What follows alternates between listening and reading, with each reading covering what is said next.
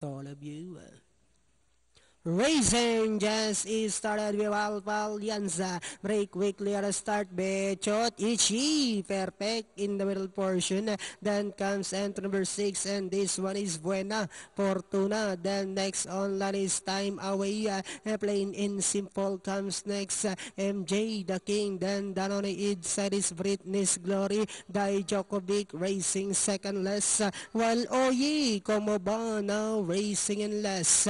And at the fourth turn, we have Bechot by about half length.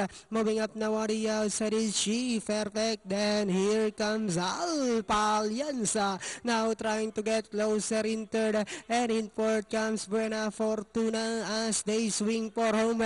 Is She. Perfect. Down on the inside is Bechot. Alpha Alianza now moving up on the outside. And I'll say it's my turn to take the lead. It's now Alpha Alianza. Bechot drops back in second and finally Alpha Alianza. Bechot close between Ishi Perfect, Buena Fortuna. Then comes Time Away and